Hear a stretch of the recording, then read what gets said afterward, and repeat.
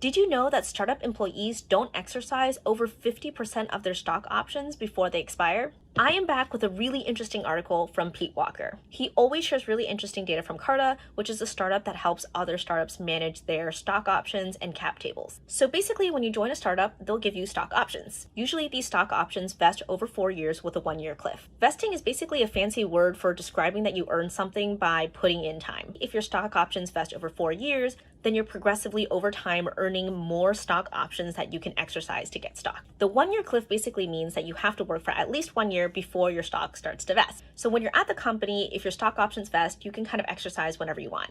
But when you leave, you actually have a set period of time where you actually have to exercise those options. So if you choose not to exercise those stock options, those actually go back into the employee stock option pool. And they can now use that stock for future employees. And in this chart from Pete, you can actually see that over the years, employees actually don't exercise the majority of the stocks that they can exercise. Why would they do that? Well, sometimes they can't afford it, and sometimes they just don't believe in the company. I'm not sure I totally agree with Pete's takeaway, which is that founders should be really generous with their equity because they're going to get most of it back anyway. I think founders should be generous with their equity because they should incentivize people to care.